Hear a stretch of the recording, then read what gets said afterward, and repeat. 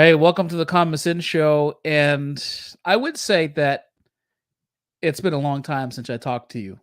But I just did an interview like 2 minutes ago. I just got off of it. And I told you that we're doing a double feature today. I don't ever do back-to-back interviews because I like to take my time. But given that we don't have anybody after this, I can't wait to have this conversation. Um, and the reason why is because I love negotiation, human behavior tactics. I love it all. So when this guest was in line to come on the show, I was like a giddy little boy. I was like, I got to do this. This is going to be actually absolutely fun. Today, I have Chip Massey. Chip Massey is going to introduce himself, but he's a former FBI special agent, and he's going to talk to us about negotiation.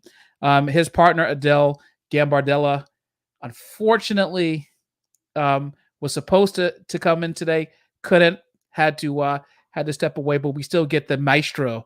I'm going to call him the maestro, but we'll see what he says about that when he comes on stage. Yeah, he's looking forward to it. So without further ado, I'm going to bring Chip up. There he is. Hey, Chip. Hey, Micah. Hey, so welcome to the Common Sense Show. As you know, I deal with small business owners across the country and around the world, in about 40 states and about 15 countries. And one of the things that is unfailing in small business is the fact that you're going to have to negotiate something. You're going to have to negotiate price, contracts with employees, with expansion, M&A. It is a part of doing business. It is a part of being an effective and contributing, in my opinion, member of the business community. And so being able to leverage and negotiate your skills are going to be critically important. So that's why I was excited to have you on here today. But can you tell the folks watching and listening right now a little bit about yourself, a little bit about your experience, and of course, Adele's not here. We'll allow you to speak on her behalf, and a little bit about her and the Convincing Company. Yeah, absolutely. It's a pleasure to be here, Micah, and thank you for having us. I'm very sorry because Adele brings a whole different kind of excitement and energy. I always say she's the party, and I'm the guy that you're stuck talking to. So, we started working together about 4 years ago. We met at an entrepreneurial dinner. And we, started talking, and she said, our skill sets, because Adele had a crisis communications PR firm that she was moving out of at the time, but that was her specialty. Before that, when she first started out, she was a reporter. She was working for the Asbury Press. That's how she got her start. And then she got an internship at John F. Kennedy's magazine, George, back in the day. And she's got great stories around meeting him and some conversation with him. And then she decided after reporting that she needed to make money, so she went over to Madison Avenue and learned a whole bunch over there and helped some companies grow, and then started her own firm for about 16 years. Yeah. So she had she decided she wanted out of that and wanted to start something new, and she asked if we might form a partnership. So that's how that started, right? But yes, I came to the FBI like many other people do. I was formerly a United Methodist minister, so you could see the connection of that, right? A little bit. Yeah. So for 6 years I was that, and then I moved over to I applied to the FBI. They just happened to be hiring at the time, luck of the draw. And so for the past then 22 years later, I retired out. But I was hostage negotiator, as team leader for the New York field office hostage negotiation team, and that was my passion. It was where I found my greatest joy working in the bureau, finding my depth. And I worked a number of cases: fugitives, financial crimes, public corruption, foreign counterintelligence, chasing spies, you name it. That's me. So, from minister to terrorist tracker, that is the life Um, seems like the life timeline for every young boy. So, so I always say let's start at the beginning and end at the end, but Mm. I'm a little bit ADD, so I'm going to jump around a little bit. But what is it about? Okay, so you're an FBI agent. You're obviously doing your work um, in other aspects of the FBI. But like, what made you think about hostage negotiation? I'm assuming that, much like the police force, these extra units that you become a part of are voluntary. You have to pursue them. What was it about going into hostage negotiation that rang true for you? All right. Great question. Great question. You picked up a lot there. Exactly. So what I found was one of my passions in the ministry was being able to help people in a crisis, right? It was you every day you had a chance to help somebody.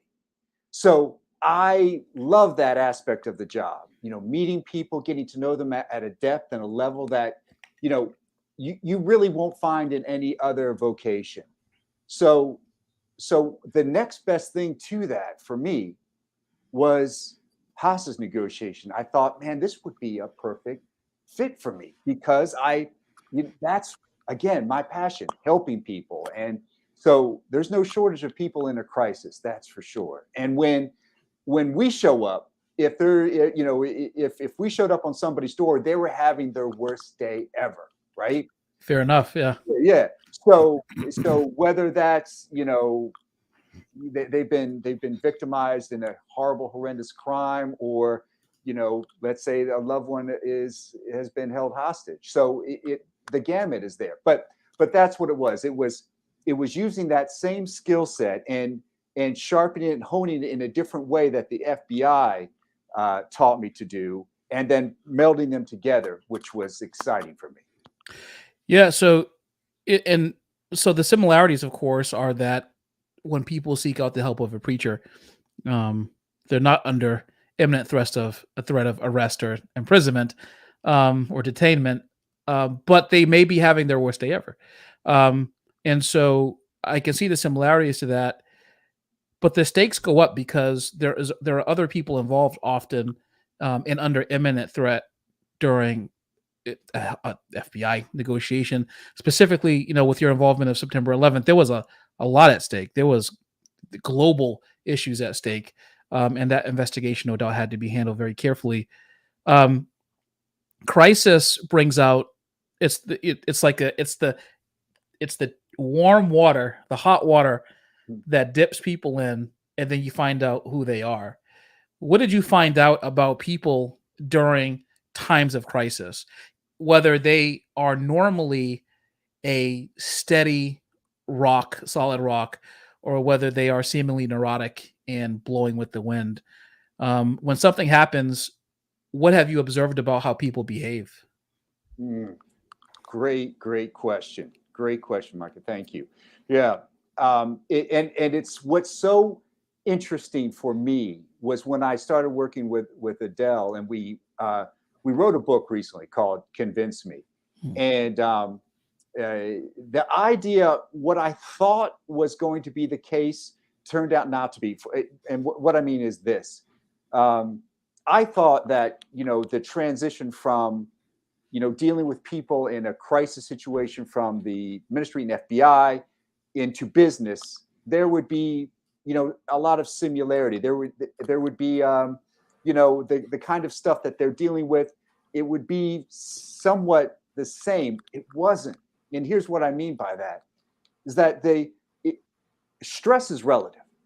And people often say, well, I mean, I can't compare my situation, the kind of stress I'm dealing with here in my business, to what you dealt with people that had a gun to somebody's head. And I said, no, I get what you're saying, but stress shows up the same way for everybody in terms of the human experience. And what I mean is this: that the brain can't differentiate between when it feels like it's under threat, attack from a bodily harm perspective, like I'm gonna die unless I get out of this, versus your boss coming out to you and saying, you're messing up badly. We're going to cut you unless you figure a way up, or you lose a client, or a client's threatening to walk and it's a big deal for you and you can't, you're not going to make your bonus and you've got rent to pay.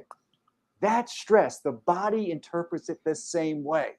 A threat is a threat. So if it goes up to a certain scale, the amygdala kicks in, all those, the amygdala hijack, all those bad juices come flowing into us, right? The cortisol, the adrenaline, and they take over. And so what happens to us at a time when we need our brain the most, the very most, it sublimates into the prehistoric brain, what we call the chicken brain, right? Yeah, that's right. Yeah. And so the analytics gone, right? So all you have is some very major motor skills, large muscle groups are working, but your hearing is diminished. Your seeing is peripheral's gone. Your heart is beating rapidly, right? Your respiration is up. Your fine motor skills gone. You can't manipulate a cell phone. That's why texts are often so hard to do when you're under a threat. So the same way, when we need to center in, when we need to find that zone where, all right, I'm under it. Now, how do I think my way through? And so what we do in our crisis work when we're working with clients is we help them find that center, that zone, to get them there so that they can think at their optimal performance and they can allow the stress to work for them instead of it against them. So like you said, Micah, you see all kinds of people, right, that deal with, horrendous things that are going on in their business, reputation failures, brand issues, board turning against the CEO, all kinds of things. And the stress is real for them. It's just as vital as if they were under physical attack. So that's what we help them do. We help them center. We help them, not only do we help them with the problem, and Adele says one of the great things about our team approach is that she knows exactly the steps that these individuals need to take. 1, 2, 3, 4, 5. She about knows it instantly. But it's hard for the person to process that, right? Because they're still stuck in, I'm going to lose. I could lose my business. I could lose my reputation. This is really bad. Everything is going downhill. And so what I do is I help them process it. I help them understand, look, you're not the only one that's ever gone through a kind of problem like this, right? We've got a way out for you. But tell us about your concerns. We get them on that track so it helps them think. It helps them process. It helps them score it in a relative way so that it's not so overwhelming. Yeah. And that makes sense. Crisis brings out, it really tells us who we are. Now, even if you don't react initially, you will react at some point. And what you do, well, it is really, there's so much going through my head. I mean, one of the things is obviously that you make so many mistakes that you're unaware of, and immediately after something has just rocked your world, because Jordan Peterson, the psychologist, talks about PTSD, which happens after the fact. But what it is you had expectations of how the world works, and then all of a sudden there's a disruption in your worldview about how things actually were supposed to work. You thought they were rock solid, and now your world is shaken, and that creates the uncertainty, which can lead to PTSD. And one of the things I think about for business owners is they have this when it comes to fear and not being able to function when things happen. Some of this is actually good stress too. Like, it's not just when something's happened. They're going into a high stakes negotiation. It may be the biggest client that their company or their firm is trying to get. It could be, a game changing contract if they get it. But right before the meeting, they freeze up. How do you convince a person now, or what kind of steps do you have for a person, even if they're doing high ticket sales, for a person to actually center themselves before they go ahead and engage in this engage in this negotiation or this transaction. Yeah, absolutely. One of the things that we mentioned in our book is this process that you just alluded to is what we call the dial-in method, and it's simply this: if I focused as let's say I'm a back in the day I'm the FBI hostage negotiator. I'm on the phone with a hostage taker. He's got 8 hostages in the house, building, whatever. He's got a gun to their head. If I'm focused on that hostage taker and that gun to somebody's head, I've lost. I've completely lost. What I have to do instead is focus on the hostage taker and their issues, their problems, what it is that they're trying to do here. And the thing that you're gonna find to be somewhat counterintuitive, I think, Micah, is that I always said I never negotiated with anyone. Never. My job was to convince that person to value what I valued. The hostage negotiations is kind of a misnomer, because it was up to me to get that person to see things as I wanted them to see it, to move them in a way that was, all right, we're moving off of, you're not killing anybody today, right? Your life is going to be okay, right? You want safety. You want to move forward in your world. You want to come out of this alive, unscathed. And the best way to do that is to work through me. And that was the job. Now, like That sounds very similar to interrogation. It's not exactly the same, but it sounds very similar. That I'm going to put you in a box, and the only one with the key for you to get out of this box is me. I mean, there's a lot of parallels, and that's why hostage negotiators end up doing a lot of the high value interviews, because a lot of the techniques and skill sets are, you can move them back and forth to different worlds.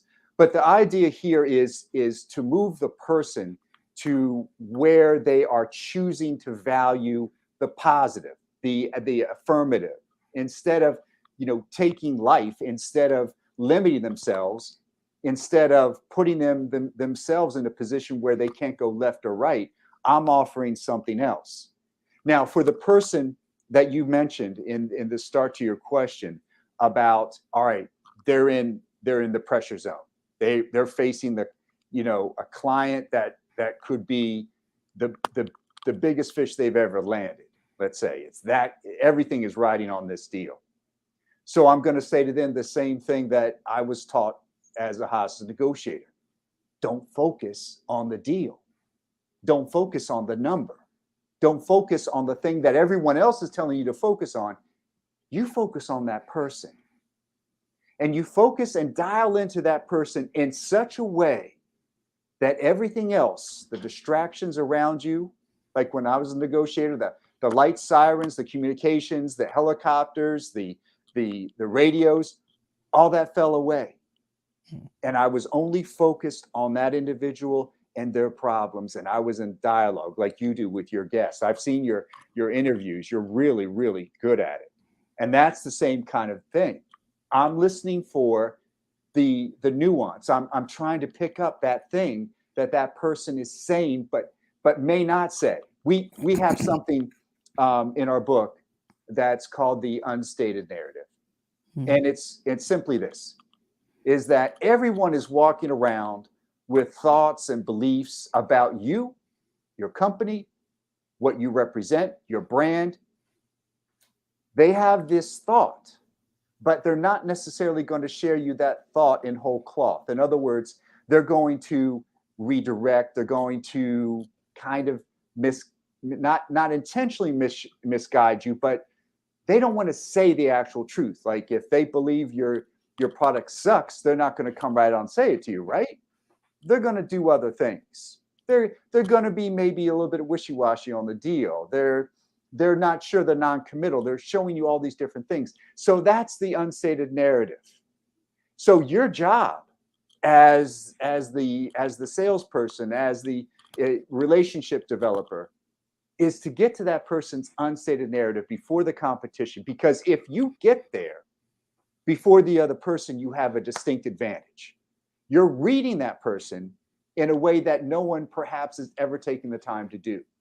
And you're getting to the reasons why they might be putting up a false wall, having you chase the elusive deal.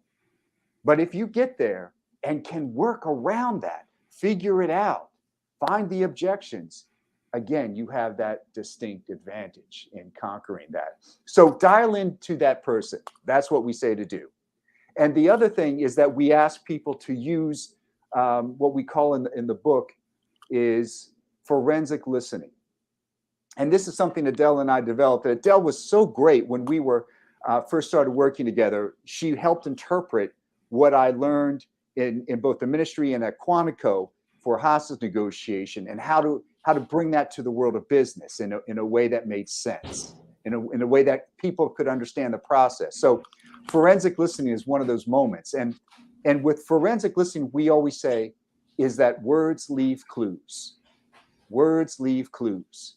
So if you have a relationship with somebody, you're developing that relationship, you have some time, you have a time frame in there, you have some moments where you've talked to that person, you met them out for coffee, maybe you had an event together, you got to see them at a restaurant. You're able to build an idea of who that person is.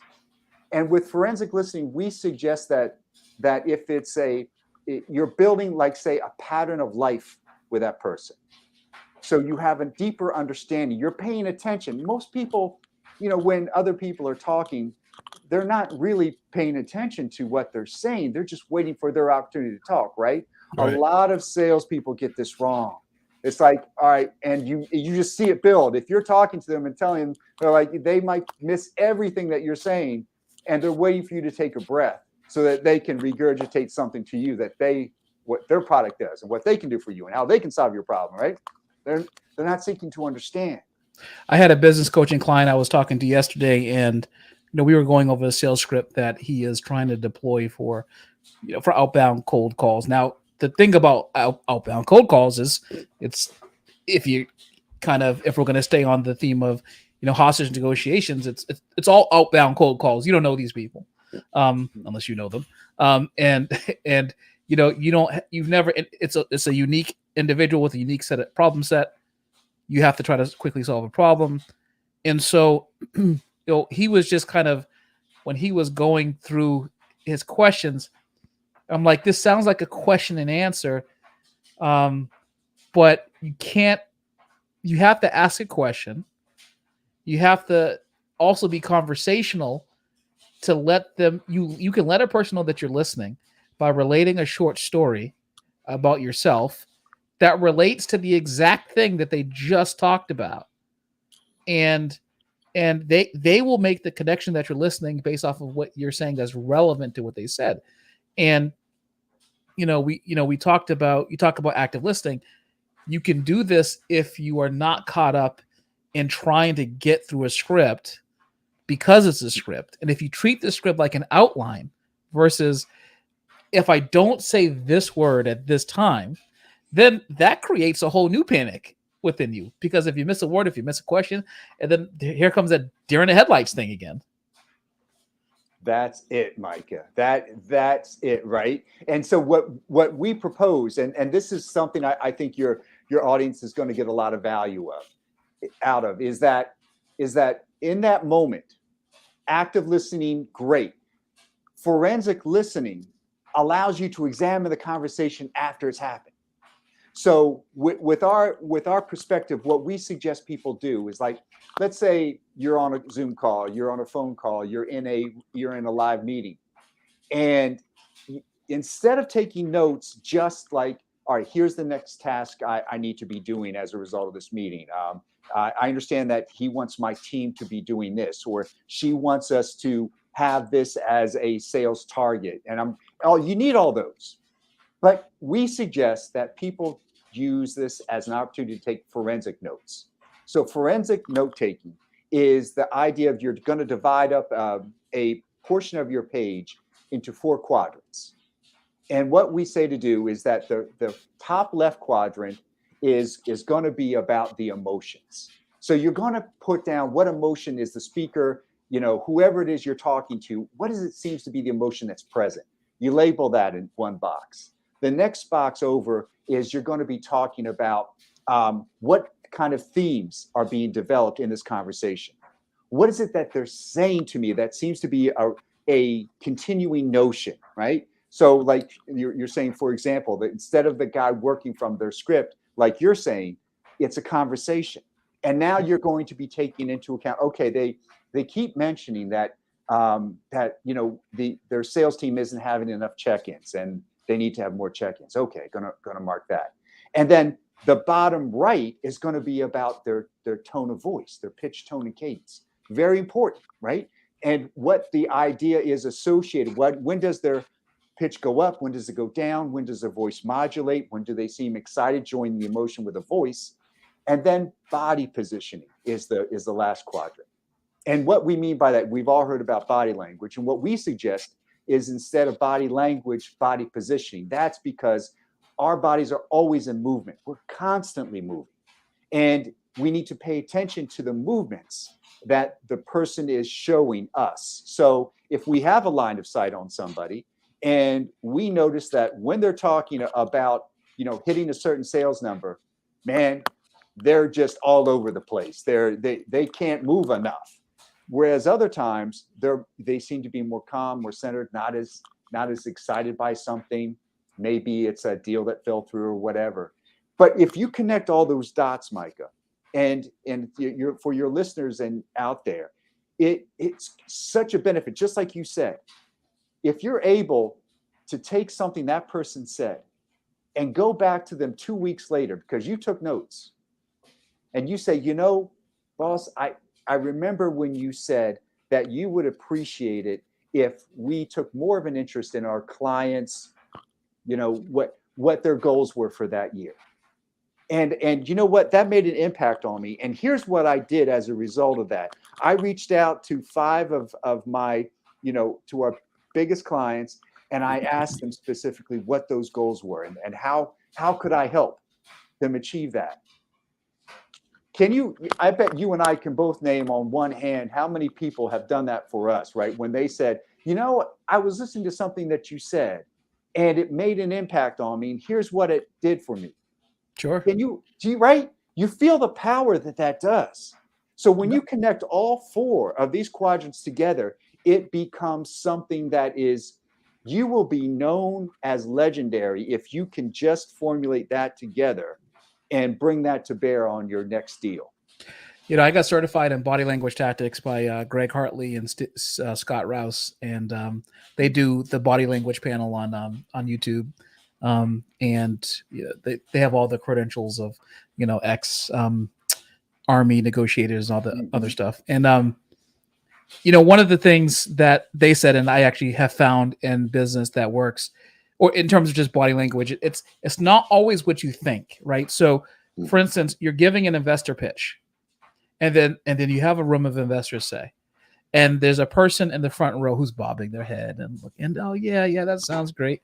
Yeah. Oh, oh yeah. They're not verbally saying yeah, but like they're kind of, it's like, it's very evident.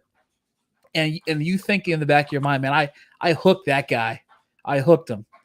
And then there's a guy over here with his arms crossed and he has like a kind of a mad scowl on his face when he's listening to you. And it seems like he's kind of questioning like what you're saying. And they said, who do you think is more likely to invest? And it's just like, you would think that the person who's bobbing their head and is more engaged and is more amenable to what you're saying. But they said, and if you thought that, you'd be wrong. It's actually the guy with the scowl. He's asking questions. He's actually way more engaged because in his head, he's asking questions. He's kind of picking perhaps some things out in your presentation. He may want to hear more about what you say. He may ask more questions. He may still maintain the scowl. But it's actually the reverse of what you think. His attention is fixed because he's not just kind of bobbing his head and kind of just not really taking mental notes, just agreeing with some of the bullet points. He's actually actively listening and focused on the words that are coming out of your mouth. And I thought that was a fascinating point. And I thought it kind of seems like it holds true in an aphoristic way in regular life, because oftentimes the people who are actively listening kind of move less. They don't move more because they're kind of enraptured into a focus on the subject matter. I'm not sure if you found that yourself in your experience in working Yeah, with business right. folks. You just never know. You never know who is going to pick up what you're putting down at any point in time. And it's like you said, arms folded, legs crossed. No, not. But that, like you said, that person can be exactly centered in on you. There's such a thing that we found in when we were writing our book. We did some research, and we interviewed a professor of Wharton, Dr. Platt, and one of the things he talks about is synchronization. And it's so powerful if you think about it, that when there's a speaker in front of us and we're finding that what they're saying, there's something that we are really dialing into, right? Your brain waves actually sync up, and he's done study after study on this. It's amazing. And so really that's what you're looking for. You're looking for to develop something, to capture that person in such a way that it touches down in their world and they're right there with you, right? That's not going to be everybody, like you said. Yeah. Some people are going to shake their head to you to death and they'll never call you back, right? It seems like you said, you got the deal, it just felt right, and nothing. You don't hear from them. But whereas the other person that you thought was, ready to walk out at any point in time was going to fall asleep, they're the ones that you get the call back that afternoon and they want to do business, right? So it's about capturing that person who's there for you, and what is it that they need, right? Reaching into that need, that thing that they want, and you can deliver for them. It's powerful, very powerful. So you and Adele talk about how to mold your childhood, convincing skills that you learned in childhood, and have that serve you today. That sounds interesting, because we often mature out of the behaviors of a child, and how can that be convincing to adults from an adult? Does it come off as, when I was kind of looking at that, I was thinking, well, does this come off as juvenile in appearance when you're an adult? Can you explain that a little further? Yeah, it's the idea here is that we're all born with a set of convincing skills, right? We develop them as children. Like there was a study that was done that we cite in our book about children at the age of 5 or 6, understand value, scarcity, supply, and demand with candy, cookies. They get what candy's in demand, what has more value, and they try to parlay that into getting what they want. Well, the thing that illustrates is that things that we've learned as children, we often carry with us into adulthood.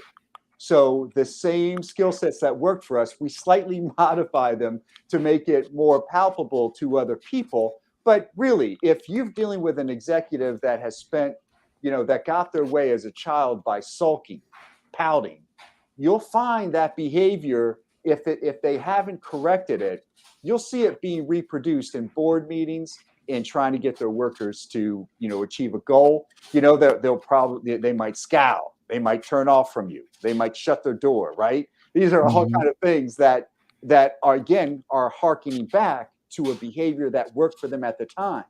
And what we find is, even if people have, tried to expand their skills in some way, they still will if pressed, right? And this is where learning and training come into value.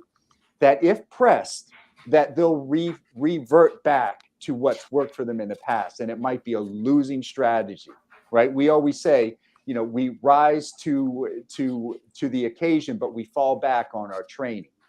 Right. So whatever your skill level is, imagine if you could add 3 or 4 more convincing strategies into your toolbox that you could pull out when you're dealing with somebody. It looks like you don't have it's not going well, but you have a strategy that might work, that's different from the one you've always done, and you've had some practice with it, use that. So instead of going, guys, that guy's just an ass, he's never going to buy from me, Right. he's just being a hard case. It's like, look inside. Well, maybe there's something I can do that's going to reach that guy. Maybe there is something that I haven't tried yet. So that's what we mean by that, to change up the techniques, the skills, the modalities, and understanding, and how you understand that person could bring about success where you're only seeing failure. Isn't that your inner child coming out when you kind of throw a tantrum like, oh, he's never going to buy, instead of trying to find a different way? Absolutely. That's what we do, right? That's, again, it's human nature. It's like we're going to stomp our feet. We're going to say, it's not me, it's them.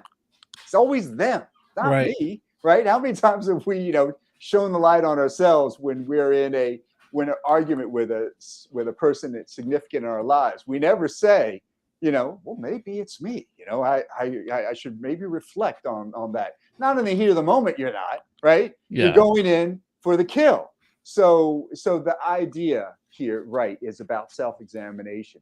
What can you bring to bear that is going to change the situation?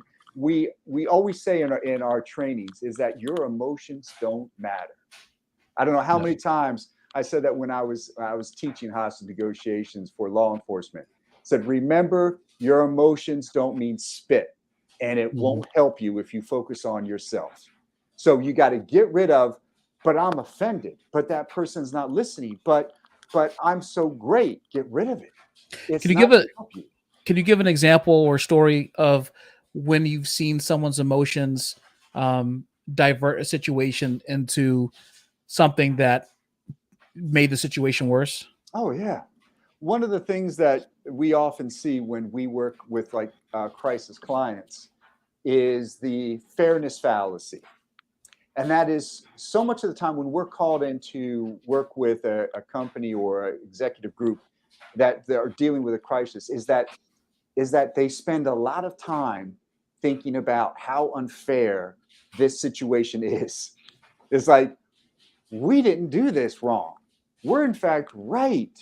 They're just interpreting it the wrong way. Isn't this unfair? And they spend an inordinate amount of time, Micah, in that zone. So much so that they're losing precious minutes, seconds, hours that they could be devoting to a solution.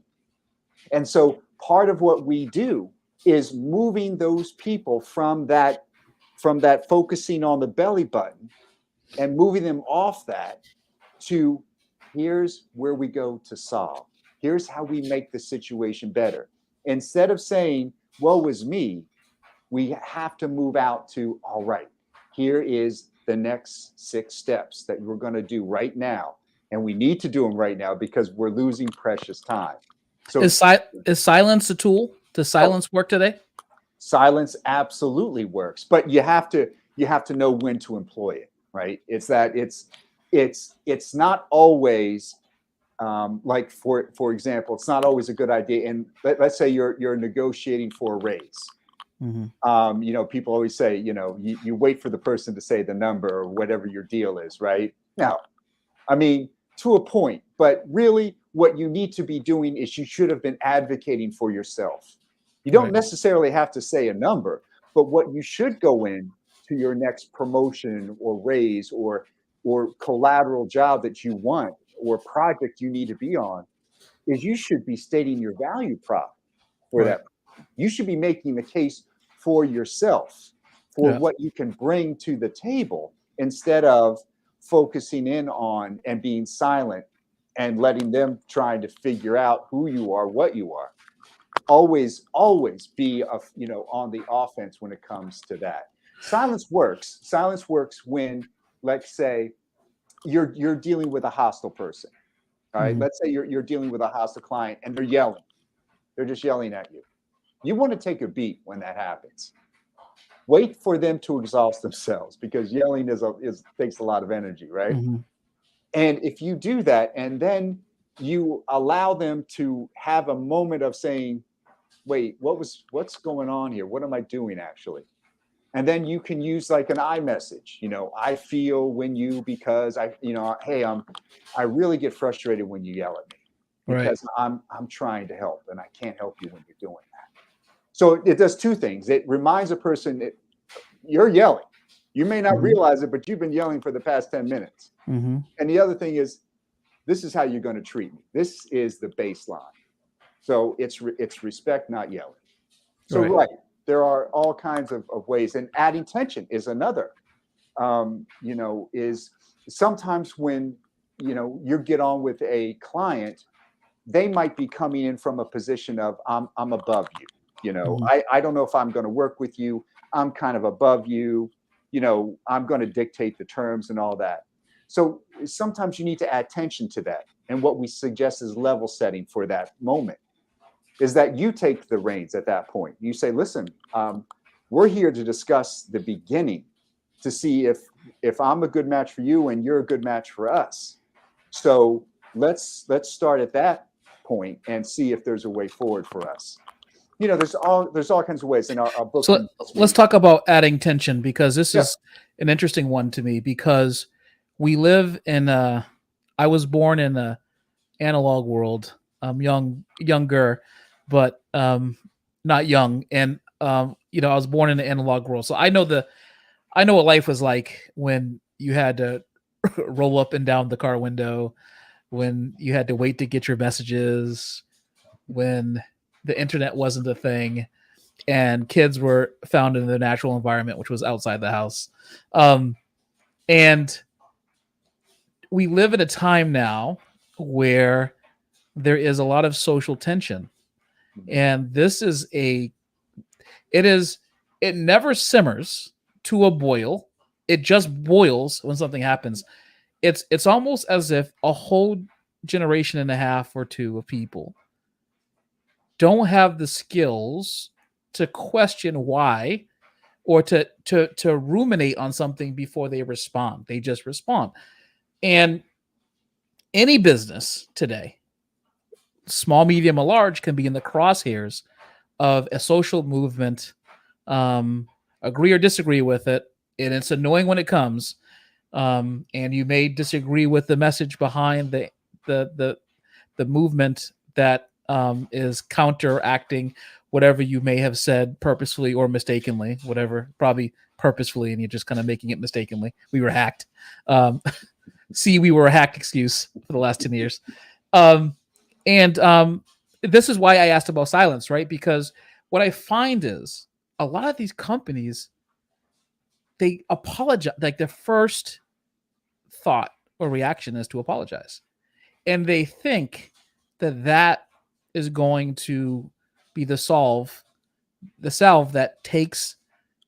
calms everything down. And that apology often ignites more more firestorms than anything else.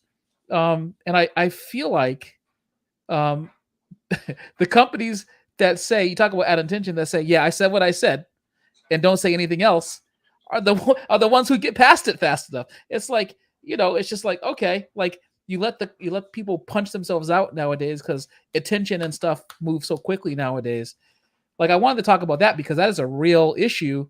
I post something that offends a certain community or just the sensibilities of people who are just extra sensitive because that's the life that we're in right now. Is it almost better to add tension and just say, yeah, I said what I said and not say anything else, Mm-hmm. Well, I mean, to a degree, one of the things that Adele always says to our clients is that stop doing empty apologies, stop evading, stop trying to make it into something else, right? Mm-hmm. That's not helping anyone. It's certainly not going to help your business. So the first thing you have to do is acknowledge the crap, acknowledge where you fell short, right? Yeah, like you said, all right, hey, I said what I said. Can't change that. But here's what we're going to do as a result of my misstep or whatever happened, right? There is the apology, and so acknowledge, apologize, and make sure that apology has substance. Make sure it's backed by something. People are too quick, just like you said, Micah, with empty apologies. It means nothing. It means nothing. It has no value, right? Right. There's no platform for that, no foundation. But if you come clean with it and go, yep, oh, I messed up big on this one. I really missed it. I said this, I did that, I instructed it be done. And I'm sorry. Here's what we are doing going forward. That means something. You're acknowledging and you're going to do something about it. Now, you best follow up on that. That's the other thing. If you don't follow up, then people take notice of that too. But there does need to be time, right? There needs to be time for people to allow those tensions, like you said, to simmer down. Like you said, we're all too easy to be explosive. All right, allow the explosion. Yep, that happened. I deserve all this. That's one thing about hostage negotiations, right? I had to absorb a lot of crap from the other person. Sure. Like crap and crap and crap. Okay. Yeah, I know. You hate me. You hate my ancestors. I get it. You hate everything about me. The fact that I am alive. You hate that. Okay. And then get to what is it that you're really angry about? What's really the base of the problem here? You get people to that point. You're hearing them, right? That's one. That's a big thing. Where it's so easy to miss the other person and what they're trying to say to us. It might be that they just need to vent. Okay, I'm here for that. Absolutely. Do you think that these companies are issuing apologies too quickly then in that case? Oh, Because sometimes they issue these apologies and it's not that they're necessarily empty, but frankly, like, so my gut tells me in some of these cases, if you, not that you just say nothing, but if you said something like a week or two later, people have moved on down the road a bit, right? After that, because the next new crisis is going to happen and something else is going to go along. But like, I feel like that people issue these apologies, and then like when they issue these apologies, it the fact that they issue the apology creates a firestorm on one side because people believe that if you believe this as a company, you should believe it, and you shouldn't apologize for what you believe in. Other people feel like you should apologize to those who you've offended if they feel that they're offended. Yet other people are kind of maybe moderate in how they feel, and they feel like, well, these people are play acting, but if you feel like what you're feeling, you shouldn't apologize for it. Like where is the? It seems like a very hard thing to actually massage. It can get out of control very quickly, but it often gets out of control very quickly the more a company talks. Like the more statements that come out, correcting statements, and the more apologies and all these things that come out after the fact, and all these promises that they make because they said something that was offensive, and the more that they say, the less people are like. And then okay, so that's a long question. And then the second question is if you sense as a company that people are just out for blood, where does your value set come in? And you're just like, you know what? Screw these people. We're going to stand pat, because you have to also have values as a company as well. And when do you take your chance versus when do you kind of prevent yourself from overdoing it? Do you understand what the question? It's kind of it's a lot. Sure I do. Yeah, absolutely, Mike. And so one of the things that take, for example, it's slightly dated, but do you remember the oil explosion on the oil platform at BP? When right, and all that happened, and loss of lives and everything. And then the CEO was caught at a weak moment and said, I just want to get my life back. Right? He was dealing with the firestorms of everything else, of the company about, going under, and dealing with all the environmentalists, and dealing with the people who's lost their lives. And he lost the focus for that minute, for that weak moment in that crisis. And he said, I just want to get my life back. A human emotion. Right? Yeah. But he said it. Yep. And he can't take that back. But Yep. and that's why it's still used as an example. That's why we're still talking about it, because there is a news cycle that will follow. It is loss of life. Mhm. You have loss of life on your hands. You had better do something, say something that addresses that, and not in a very cold way about what happened to me. You hear Mhm. that a lot. Oh, this Mhm. really has affected me. This is, I can't tell you how this has affected my life and my family. And nobody cares, right? Right. Nobody cares. It is, and that's why Dell always says a crisis has a life of like 14 days in terms Mhm. of the hell you're going to go through. You're Right. going to go through a hell for about 14 days. And after that, it's like you referenced, Micah. There's another news cycle coming on. There's, people got to still pay their mortgages. They've still got to, deal with problems with their families. They lose the focus, the interest that it once had. So allow time. Know it's going to be. You're going to go through the levels of hell, but you're Mhm. going to come out if you follow the right advice for that. Yeah.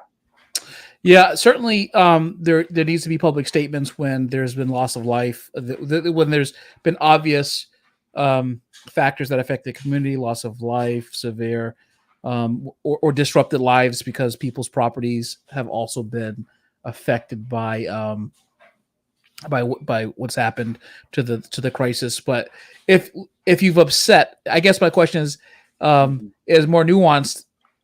Let's say that you've upset a loud minority of people. When do you just kind of let it burn out? Like, because I agree with the 14 days sounds about right. How do you just what's the combination of this issue needs to be addressed versus let's just let this one die on the vine, um, and we can just quietly reach out to these people, without making everything public or something like that to that Yeah. effect. Yeah, absolutely. Well, first you have to, as when we get brought in, let's use Mm-hmm. this as an example. We take a look at everything that's happened. What is it? What's the cause of this crisis? How is it that it's being interpreted by the company, the executive leadership? And what is the groundswell? What Mm-hmm. is going on that is, where is the reaction coming from? We look at that and then we make a determination. Okay, here are the first 5 things that we have to do right now to start to right this ship. It might be, all right, we're gonna sit pat, but here's what we're also going to do. We're going to create a web page that's going to address some of the concerns that we're hearing, but we're not going to make it live yet. We're going to wait. Mm-hmm. We're going to have some statements on there, some FAQs that people can reference and find more answers to. Again, depending upon where this is coming from. It might Right. be one person Mm-hmm. yelling in a vacuum, Mm-hmm. but all of a sudden, people are picking up because, people like bad news. So it's causing some interest, causing some people to get nervous. They're reacting. Some of the best advice is, all right, let's see what this is about. Let's see what they're screaming about, right? Now, one of the things is that, well, they're coming online and they're saying horrible things about, well, shut that down, Right. right? Is that Adele makes a reference to this. It's great. He said, you wouldn't allow somebody coming off the street into your house and start screaming epitaphs at you, right? You Yeah. wouldn't encourage that to keep going. Well, why would you have it on your website or your IG account or wherever you live? Shut it down. That could be one of the most important things you do so that Right. it doesn't allow the oxygen into that negative space, but Mm-hmm. rather, what is it that we're going to do that's positive, that's moving in the right direction? So, Yeah, and that's actually a good answer. Like, so you may choose to say nothing, but don't keep posting on your social media with yourself in Vail or skiing or surfing. It's not the time for you to engage with social media that people are watching, even if the stuff that you're doing is innocuous. When you've just offended someone, you oh yes, you need to be a ghost personally if you're the leader of a company, and maybe as a company you need to be a ghost for a bit, and then as a company you get back to just posting about your product or service, without um, the leadership posting about how they're enjoying Coco on some ski trip with Buffy and Fifi. well said, well said. Yes, exactly. So that makes sense. So, I'm a big fan of behavioral analysis. I've studied it a lot. Um, I have a million books. My bookshelf is on the other side of the camera. Um, I am a big believer that business owners can benefit from behavioral analysis. Especially, I've studied FBI behavioral analysis on my own. Why do you think that it's important? And of course, I love to hear your expertise. Why do you think it's important for small business owners to study behavioral analysis or use it? Um, and of course, in their business negotiations and just dealing with other people. Oh yeah, absolutely. Well, that's a great point, Micah. And right, exactly. So we're in business with people, right? That's our stock and trade is people. So the better we understand where somebody's coming from, the better able we're going to adapt. We're going to be able to connect with them, to do that dial in that we talked about before. And that's all about what we call pattern of life, Hmm. is understanding that person in different context of their world. So, the longer your relationship is with somebody, the more information that you have. You're doing you're doing that forensic note taking. You're using that 4 quadrants. You're examining how they are on email. You're looking for, do they tend to praise people on email, or do they tend to, to talk about problems that are hindering the company? Who's being CC'd, who isn't? You can learn a lot from these formal and informal situations. But it's the discipline of taking note of that, right? Mhm. It's the I'm not just going to have a casual, conversation. We say in our book, there's no such thing as small talk. It's Right. all big talk. It's all important. People Mhm. reveal themselves to you a little bit at a time, and they do so in different environments. It might be Right. a happy hour, it might be a leadership retreat, it might be at a client meet at a restaurant. Mhm. Watch how they interact with the wait staff. Do they send food back? Do they tend to talk down to you, or do they build you up in front of a client? Right. What is it that they're emphasizing? Um, it could be also is who is successful in dealing with them. Watch those people. Watch the people whose accounts they seem to be, gravitating toward. What do they do? Mhm. Pick up on those nuances. You'll see some people, to a person. Whenever we've asked somebody, it's like when we're dealing with an executive, somebody that's trying to, get that next promotion. We say, tell me this: do you know the time of day when it's best to approach your boss about a new idea or something you want to bring up? You know what time of day that is, right? You go, oh, absolutely, I do.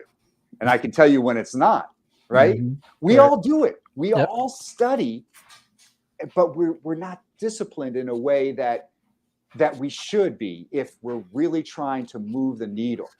But Mhm. like I said, if you employ some of these tactics we have in our book, Convince Me, like that, the idea of forensic listening, the unstated narrative, Right. finding out when that prime time is for that person, connecting with them at that time. I mean, it's the difference night and day Yep. that makes somebody's life. So absolutely, doing understanding someone's behavior, their pattern of life, how they function, what motivates them, what doesn't. You're going to be ahead of the game every time. Yeah, taking that, making your decision um, to study people conscious versus Yes. just letting it occur, and then it's like, yeah, well, I know all this stuff, all this nonverbal stuff, but I don't use it for anything. It just kind of Mhm. sits there. Why not use it? And it seems like what you're saying in the book and now is that there are resources for you to use that you already are tapping into.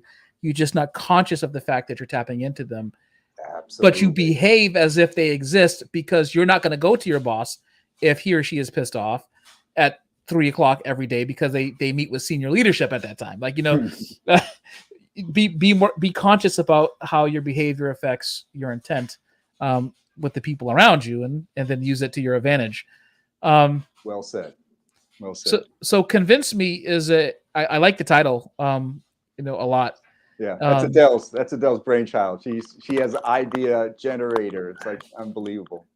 Yeah, no, it's great. And I do like the fact that you're saying convince me, um, versus some other approaches when it comes to this stuff. And I think that it is important to persuade. Some people kind of would say that convince and persuade is a distinction with a difference. I I I I can see the argument.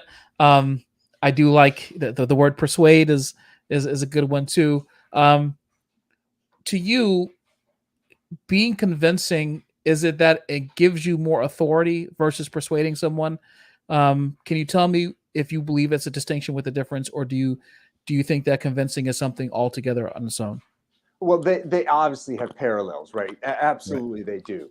But what we say is also, if you have the courage of your convictions, right, Yeah. you should have a method of convincing somebody because it's that important.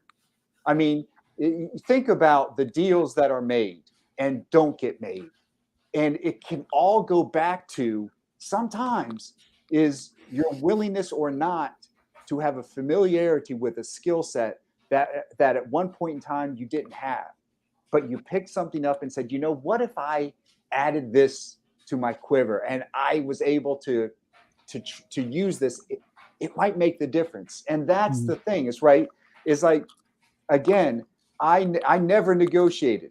My job was to convince that person. I never said to the hostage taker, all right, you got 7 people in there. Tell you what, kill 3, give me back 4, call it a day. Never going to happen. Mhm. My job was to move them off that, to get them to think in a different way. I was and had the power of conviction. I was going to help those people regardless. And I had to be able to produce to do that. And so the techniques, the training all comes into play. One of the great things, Micah, that we're very excited about right now is that we're developing a training program that's based on a kind of a high experiential abilities training. So the idea here is that we use actors as role players, and we Mhm. put the executives and teams into these different scenarios of, one is hostage negotiation. How do you function in high stress? What are Mhm. some skill sets that you should have as a team leader? You know, and so you're actually negotiating live with a hostage taker who's an actor. And, Mhm. one of the things that people find is that, they come in and they often think, well, it's not going to feel real, is it? Because I already know that this is an actor and it's like, but it's just like for me at Quantico. When I knew the person I was negotiating with was an actor, Mhm. I still had the same stress reaction to it Right. because it was real to my brain. I was feeling it. They were yelling. All right. Mhm. Everything around me was telling me this is happening. And the Right. brain absorbed it like that. And Mhm. that's what's great, is that when people go through these experiential trainings, they're actually, entering in that environment. All right, you got to solve a murder. How are you going to do it? What skills do you need? What information do you have to have? Who is it that you're watching? What is the pattern of life you're developing? Right. So Mhm. all of that, we bring it to bear and we show the business case for it. And people come away with a feeling of, not only did I go through something that was pretty cool and a lot of fun, but they're going to realize that they learned a ton because pressure, stress in that crucible does it for them. And they Right. got it immediately and they can use it instantly and have a blast doing it. Yeah. It's funny because I speak to people all the time about business, and I've given talks about business and coaching, my coaching business and stuff. And so I think when people they say, well, you're not, I've given talks in front of thousands of people before, a lot, and they say, well, you're not nervous. And it's like, well, eventually when you're giving these talks, your nervousness level goes down, and then it switches to more subject based. Is it not the crowd that makes you nervous, but are they going to receive what I'm saying? Right. That's kind of more what makes you nervous. But then it's just like, yeah, but I also feel the fear and do it anyway. Mm-hmm. And it's not that you're not going to be afraid.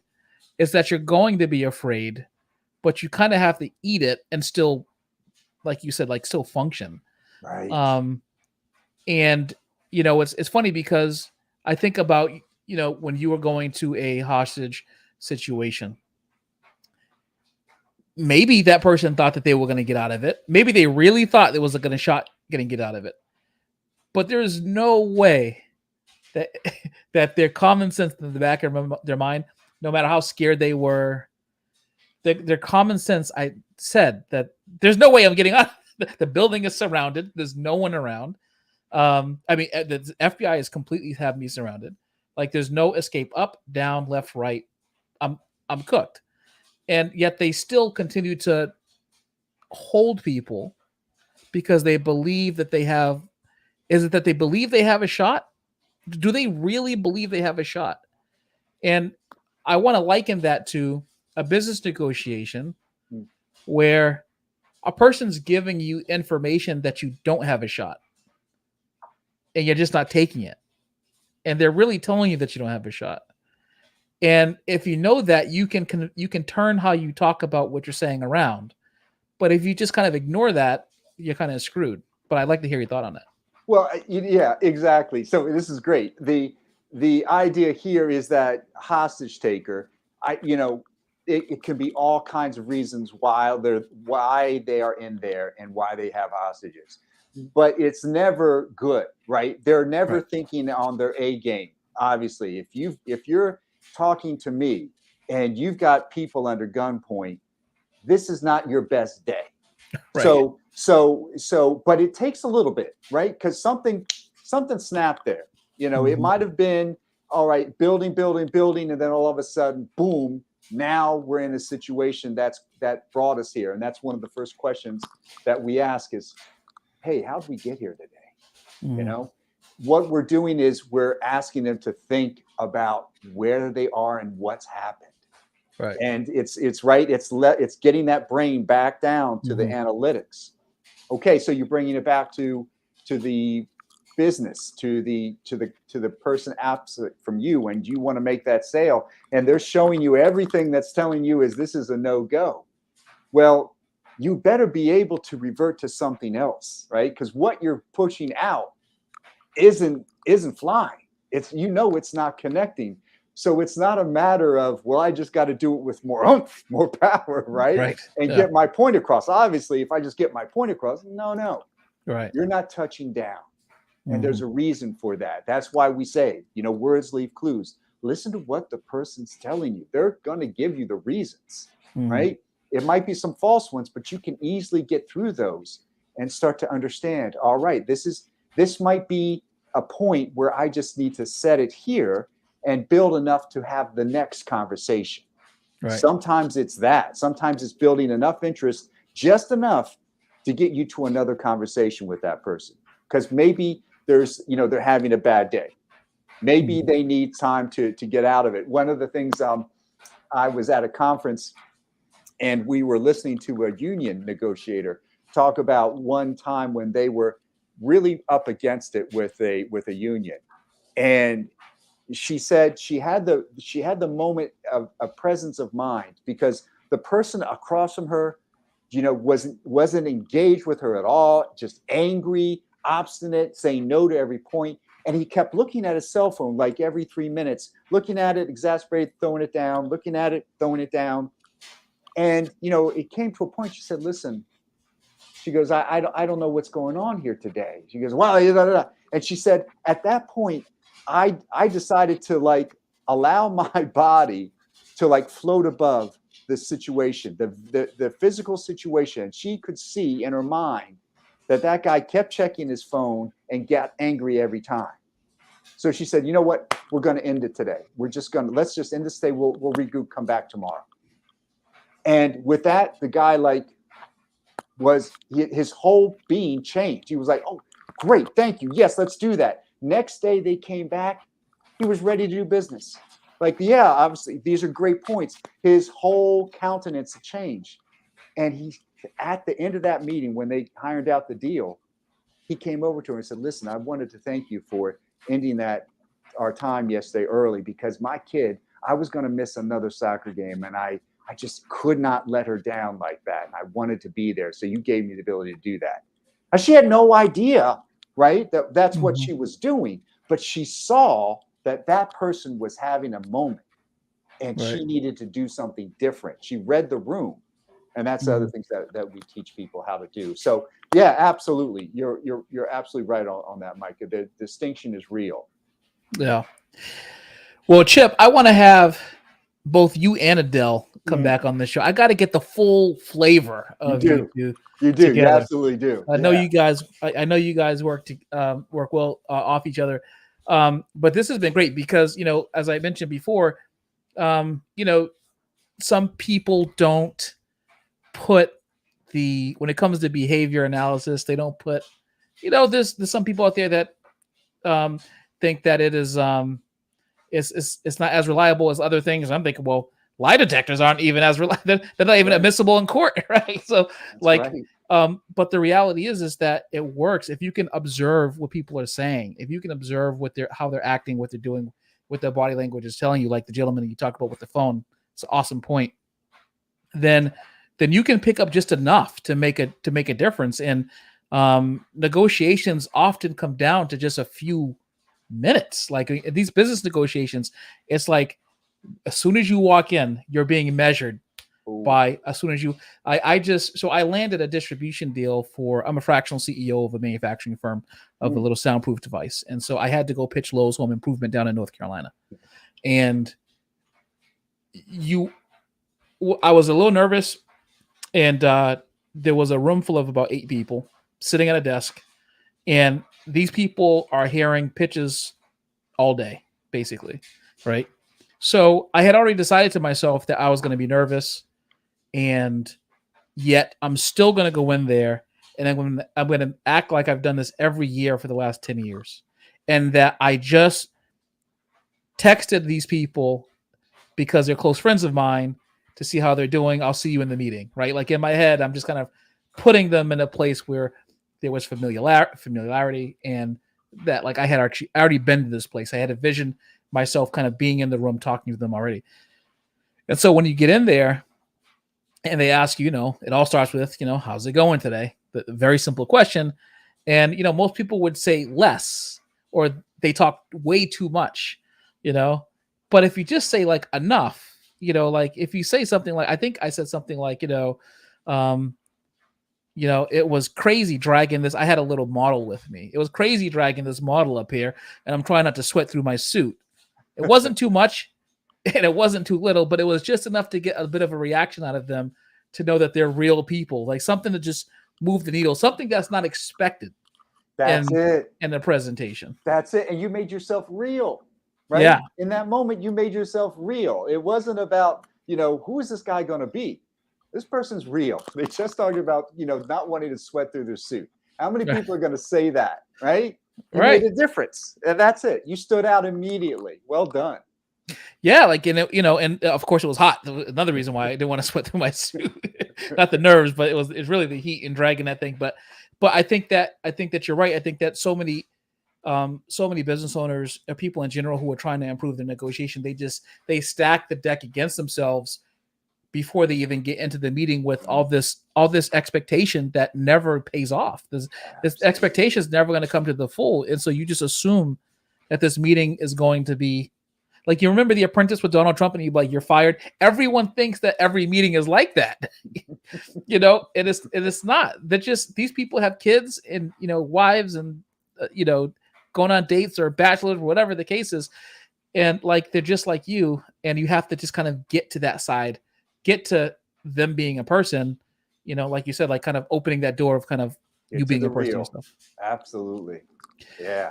So I appreciate your time today. We went a little bit long, but a little bit long. I didn't go. We went exactly how long we were supposed to go, Chip. There we go. That's right. That's right. No, it was great. So you talked about your book, Convince Me. A lot of the tactics that we talked about today, I like the quadrant that you talked about as well, which is in the book, right? That is an example in the book. Yeah. And where can the folks who are watching or listening to this get that book? Absolutely. Absolutely. Wherever fine books are sold, Barnes and Noble, Amazon, we'll provide a link for your people as well, and we'll add in some benefits too, like maybe a download for that note taking. Awesome. that they can use right away. Absolutely. So they go to our site, convincingcompany.com, and find out a lot more about what we do, how we can help. Yeah, if you've ever wanted to learn crisis negotiation techniques from a expert PR individual and the FBI hostage negotiation individual, then they are your folks. So, okay, before we go, I can't not go without asking you about what was it like investigating September 11th? Yeah, obviously one of the darkest days, right, for our country, and so much loss of life and so much that we didn't know. Yeah, You know, we were just flat-footed, and the idea was, is something else imminent? Are we going to be attacked? Is there another plan in place? Are there other cells that are moving even, while we were investigating the aftermath? Is it going to happen again? right. So that was our focus. Everything, turned in the bureau. You have several different types of investigations all going on, but nothing else mattered at that point. So Right.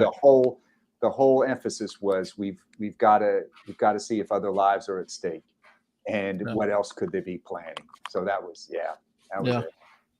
Yeah, it must have been tough. Well, we appreciate your service. I know that certainly one of the hardest times, of course, in U.S. history. All that loss of life, and we appreciate everything that you guys did, you guys and gals did in the field. Yeah, it's an honor. Well, thank you once again, Chip. Don't forget, folks, the link for the Convincing Company will be in the description of our podcast, both audio and video here on YouTube. Convincingcompany.com. Go pick up a copy of their new book, Convince Me. It can be found on Amazon, Barnes & Nobles, but there will also be a link for the book in our description. And we're going to get the whole team here again so that we can re-rack this conversation and talk more about negotiation and crisis and how to manage that in business. So, Chip, thank you for your time. Appreciate you, Micah. Thank you so much. All right, folks. So I will see. I've done 2 podcasts today for a total of over 2 hours. And it's amazing that I don't know how Joe Rogan can do these long 3-hour podcasts on a regular basis, but I have fun. I was so excited for this one. And the last one was good. I don't mean to demean the last guest, but look, you don't get to talk to an FBI hostage negotiation when you are not a violent person who is actually not holding up a bank or something. So thanks for your time.